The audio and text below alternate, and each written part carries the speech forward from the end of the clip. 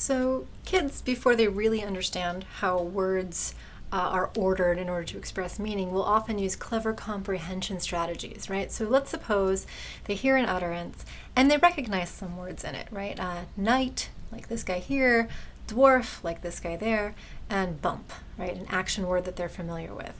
And so one thing that they do is use order of mention, using the order of words to predict who did what to whom, to predict how to interpret what the sentence is actually expressing. And the idea is that the first mention is the thing that happens first. And if you're talking about a noun phrase and a verb in a noun phrase, the first mention is going to be the one doing the action mentioned by the noun phrase, like bump.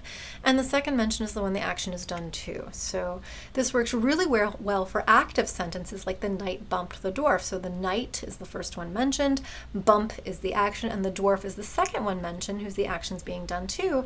And if that's what you intend to convey, and this is the strategy you're using, that works really well. It matches the word order. The intended meaning matches the word order you would predict from the order of words.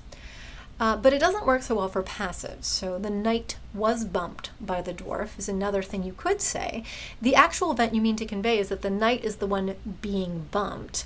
The dwarf is the one who's doing the bumping, but that's not the order that they're mentioned. If you're using this kind of order of mention strategy, you predict this means the knight bumped the dwarf, which is not what it means, right? So it doesn't work well for something where your predicted order doesn't match the actual intended meaning, like in the case of passives.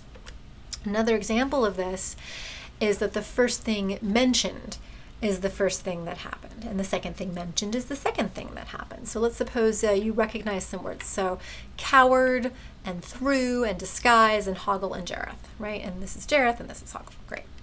And so this works really well for sentences where the order of mention is the order of action. So Jareth threw off his disguise, as he's doing in this picture right here, before hoggle cowered. Okay, and this before is something that we as adults know that tells us about what the intended meaning is, that this happened first and this happened second. If you're using an order of mention strategy, then you'll assume that this happened first because it was mentioned first, and this happened second because it was mentioned second, which matches, right? So if you use an order of mention strategy here, this is going to be fine.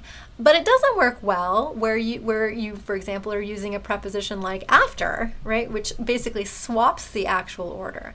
So hoggle cowered after Jareth threw off his disguise, right? But the order of mention would predict that this happened first and this happened second, which is not true. So an order of mention is going to fail when the order of mention doesn't match the actual meaning, and you can usually key into that by what preposition is being used.